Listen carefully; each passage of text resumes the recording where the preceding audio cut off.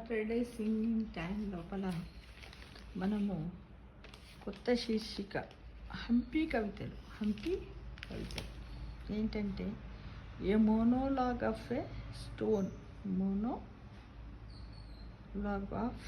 Stone ఏంటిది హంపి కథలు హంపి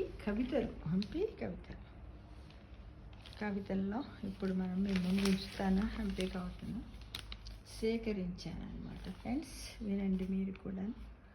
రణగోన ధ్వనుల నగరము నుండి మౌనముగా తపస్సు చేసుకొని రాళ్ళ మధ్య వచ్చి పడ్డాను. చిరుగాలి ఒకటే వాకపు చేస్తూ పోతుంది. ఎండావానాతో బూచులాడుకుంటూ వాదించుకుంటున్నాయి. హంపి మీద ఆకాశము కదలని కొండలా చూస్తుంది. ఎక్కడెక్కడో ఎగిరి ఇప్పుడే రాయి మీద దాహముగా పిట్ట ఒకటి వాలింది. నాలాగే ఆడుకుంటూ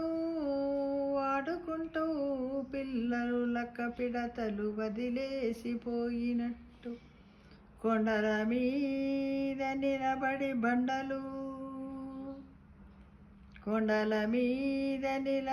బండలు దిగంతాల అంచుల దాకా చేతులు చాచిన ఆకాశాన్ని చాచి అందుకుంటున్న కొండరాళ్ళు.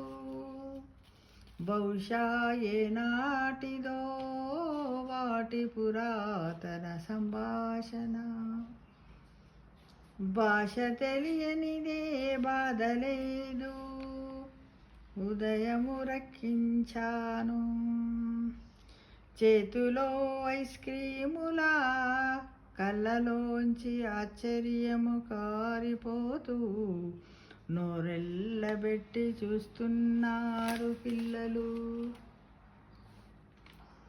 పెద్దల కళ్ళలో నిండి పొంగిపోతూ ఇంకా పెద్ద చెరువులు. నేను పోల్చుకోగలను కళ్ళలో బెంగ చెట్టు వెళ్ళు దిగేసిన వాళ్ళను. చూపుల పూలు ఎక్కడో రాలిపడి మనిషిలో మనిషి ఎక్కడో తప్పిపడి రాతి రథాన్ని చూస్తూ వేలు భూమిలో పాతేసుకున్న రాతి చెట్టులా.